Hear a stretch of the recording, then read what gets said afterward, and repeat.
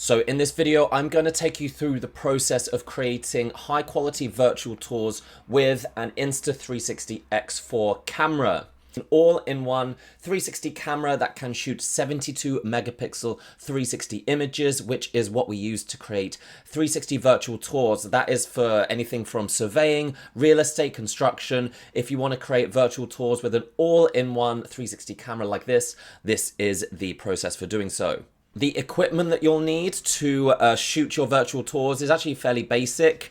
You'll need obviously your Insta360 camera, the X4. You'll also need a tripod or monopod system. This, I use one of the invisible selfie sticks, which can extend up to about 2 meters. And then I attach this, which is a small tripod at the bottom. So these two things together, basically all you need to set up your camera. So for shooting virtual tours, obviously we're doing that by shooting 360 photos. So you may just think, we'll just go into the photo option, shoot some photos, and that's it. Well, unfortunately, it's a bit more complicated than that. For a start, there are more than one photo modes in the X4. We can go through them now and just explore why they're a bit different. So if you go into the main menu of the camera and you scroll through, you see you have the video modes, and you also have eventually two main photo modes. That's photo and HDR photo.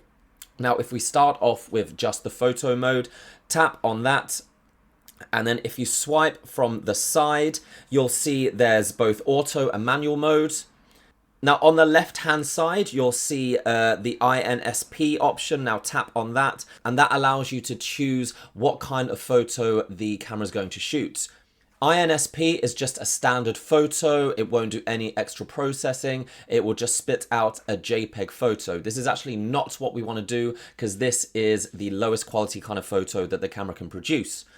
Pure shot is a type of photo where the camera automatically combines several exposures and then once again spits out a JPEG ready to use, but it boosts the quality and the dynamic range of the photo and makes it just look a little bit better. And the final option is pure shot plus raw. In this mode, the camera will once again shoot a pure shot image, but it will also shoot a raw image. So you'll have two different files, and that raw image will be a lot larger. You'll be able to edit your image in a different program like Photoshop or Lightroom and manually bring out much more detail and much more color and vibrance, but that requires some skill and some extra editing. Now in this mode, all of the photos are shot at the maximum resolution of 72 megapixels. Now that's going to be important later. We're going to look at the difference between all of these in a little bit and we'll decide which one is the best. Once you go back into the main screen, that the 72 megapixel is selected at the bottom. You can tap that and see. You also have the 18 megapixel, but for this mode, you definitely want to stick to the highest resolution.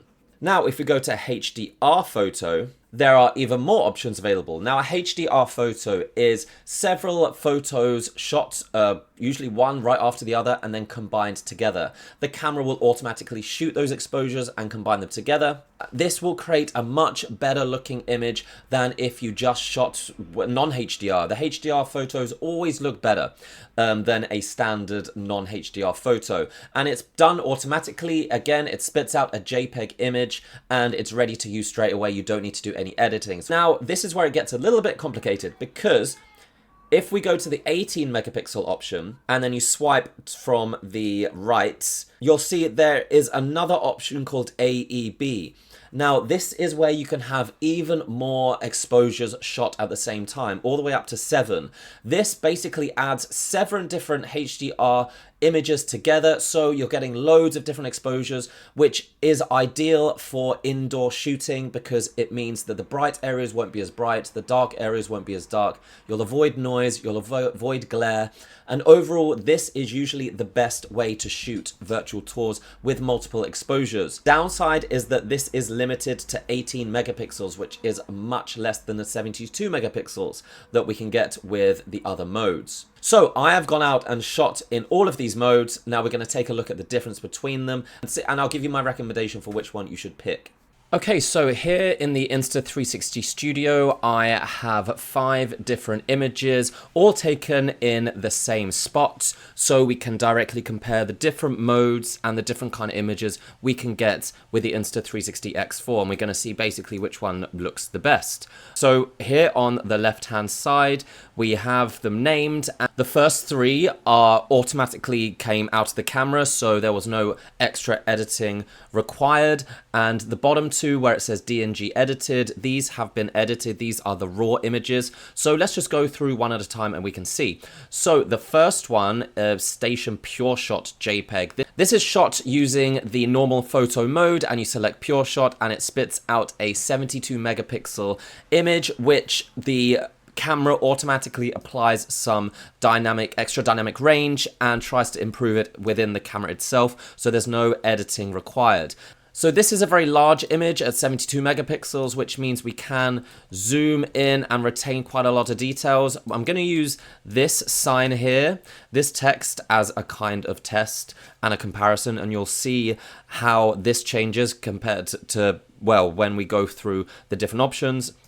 And that's kind of a test for detail. But in terms of attractiveness, it looks a bit dull. So that's why I often use the HDR mode. So the next up we have Station HDR Single. So once again, this is using a single HDR image automatically created in the camera. And this is looking a lot brighter. It's a lot clearer, I think. And overall, it looks attractive. You can still see outside, details outside, even though it's quite bright outside. However, the HDR image is limited to 18 megapixels, which is a lot smaller, which means the image does not retain as much detail. If we zoom in to this text, you can see how much more blurred it is than it was before. And finally, we have the Station HDR bracketed, which is the bracketed images plus HDR automatically applied. It spits out a JPEG image, so there's no DNG. This is, again, just one click and you get this image, so no extra editing required. This is looking even better. I think it's a bright dynamic image, certainly better than the non-HDR image. You can even see a little bit more detail outside, I would say. The difference is it's a lot more colorful. This is a smaller image at only 18 megapixels. And we can see it's still kind of blurred here. So not ideal. So not ideal if you're really interested in retaining as much detail as possible and zooming in on certain areas and retaining that detail. That's probably more important for construction and stuff like that, where detail may be important.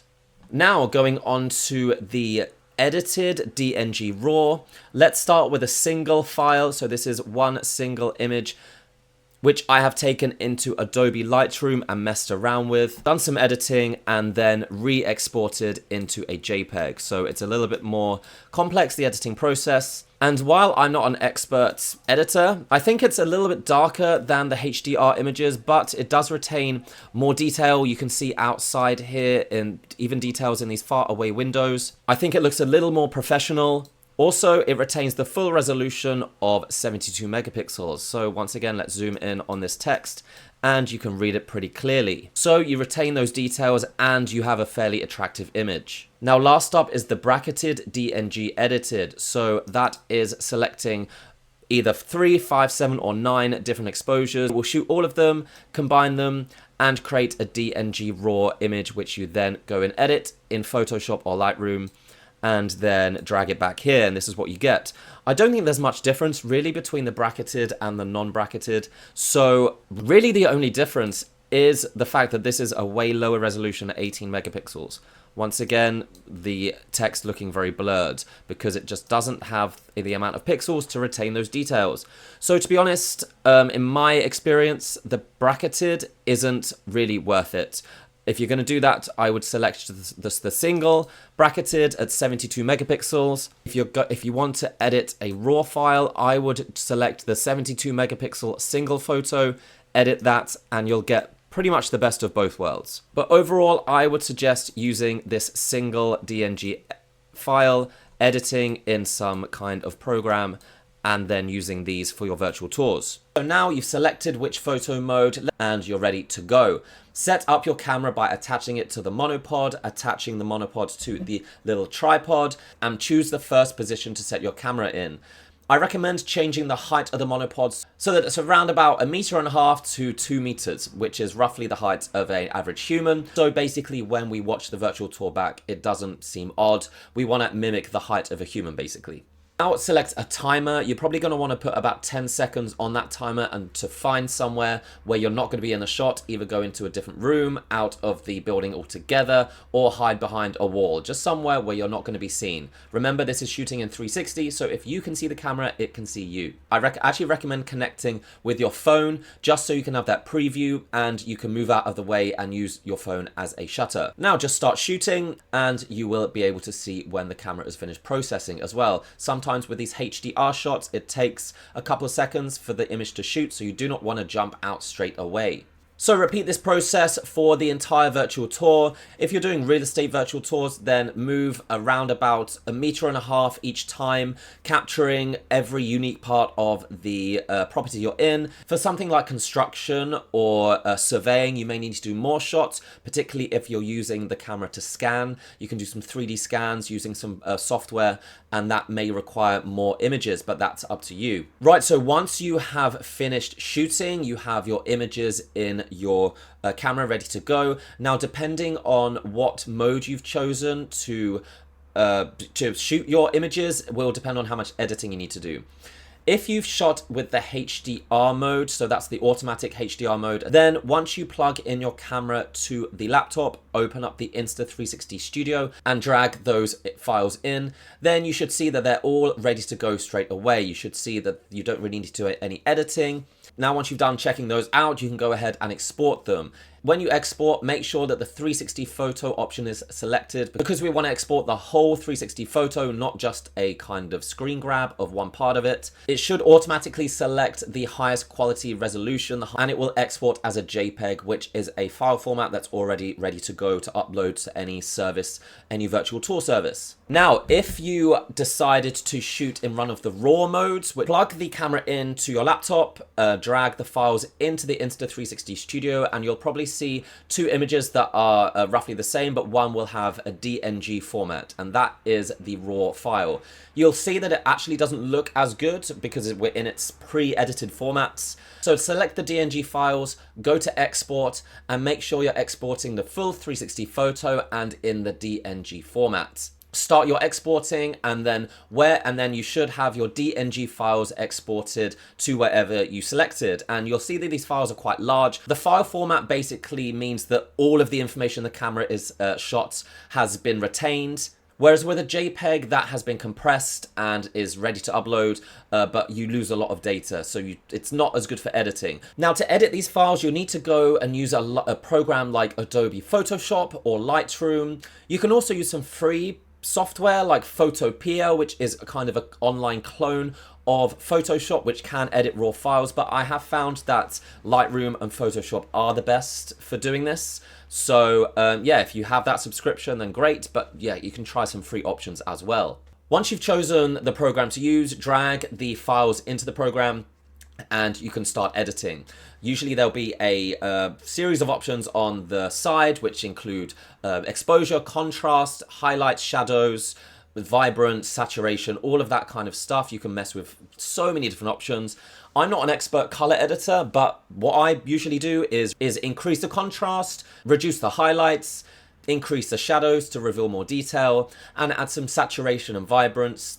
And then just mess around with the sliders to see what kind of image you can get. But usually doing that, you'll already see an improvement. You'll see a lot more details being revealed in your images. This is particularly important for real estate more than any other kind of virtual tour, because obviously real estate, you want to show off how good the property looks. Once you've finished editing your image in whatever program you're using, save the file as a JPEG and make sure it's the same resolution as the file that you imported in. And then that's it. The image is ready to go. You can even drag it back into the Insta360 Studio and take a look around, see how it looks in its 360 format. And then you just need to repeat that for every file that you shot. So once again, the DNG files will be harder to edit, will take longer, but usually you can get a little bit better quality. So now you just need to select a virtual tour program to use. I'm not going to go through the whole process of doing this because there are so many to choose from and they all have different capabilities and different options. But for example, Cooler, which is one that I use, is very user-friendly. You literally just drag all your files in.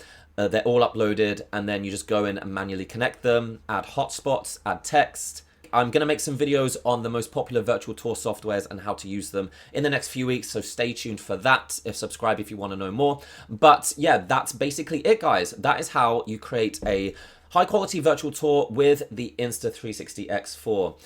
If you have any questions about virtual tours or the X4, comment below and I'll get back to you. That's it for now, guys. I'll see you next time. Bye.